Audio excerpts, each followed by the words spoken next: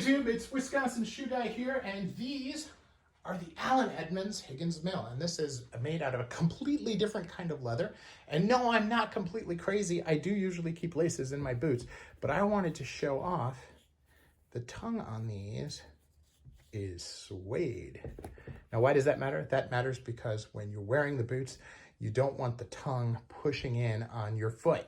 The whole idea of boots is that they're supposed to be comfortable. They're supposed to be comfortable all day long, and these really fit the bill. I'm going to talk a little bit about Chrome XL as a leather because it's just too good to pass up. This particular boot is available in a lot of different types of leathers, but if you're going to get one, I strongly recommend getting the Chrome XL because it is absolutely a staple that every guy should have in their arsenal of footwear. But then there are some really good other ones as well. They have these available in wax suede. They have them available in tumbled leather. So you can get it like with a little bit of a grain. You can also get it with in-shell cordovan, which is also one of my favorites. So great boot.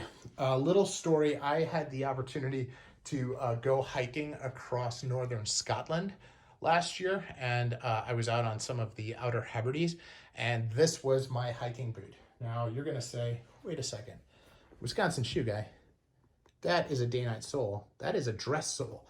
Why on earth would you wear that hiking? I gotta tell you, never let me down. And I went up in the mud, in the muck, and across bogs, and I had no troubles at all. This kept my feet dry, and you can see, if I get the angle just right, I scraped the heck out of this. And now they look pretty darn good, certainly good from far away. And the reason for that is because it's Chrome XL, or I don't know if they call it Chrome XL. It's a Horween leather, and it generally goes by CXL. And it is an oil-based tanning methodology that allows the oils to stay in the leather. And so if you use something like a Venetian shoe cream and a spoon or a deer bone, it really helps push the oils around in the leather. And so even if you get really big, deep scuffs like I did there, you're able to cover them up, and it just looks great. So it's got a storm welt on it, which is good for additional waterproofing. Now, word on storm welt, this is a split reverse welt. That's the technical name of it.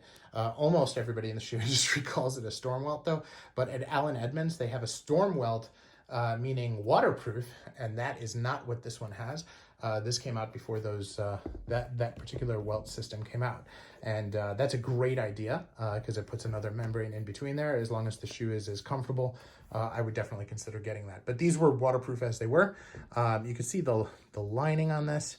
Some people will talk about shoes with lambskin linings. I particularly prefer calf. I really like the way soft calf feels, and these are great. I wore these with thick socks, with thin socks. I really pushed the limits on them. I wore them a few days in a row because when you're out hiking, it's hard to take a day off. I brought these, and I brought some Canal Court sneakers. And when I was hiking, I'm not wearing my sneakers. So this is just the shoe that I went to, and I beat it up over 2 weeks, and they did not let me down. So again, highly recommend Higgins Mill. It's one of the most comfortable boots I've ever worn, and great for outdoors and really good casual wear. This is Wisconsin Shoe Guy. These are, from a retail perspective, these go for about $450, and they're worth every penny. Great boots. I certainly plan on wearing them for the next 20, 30 years. Thanks.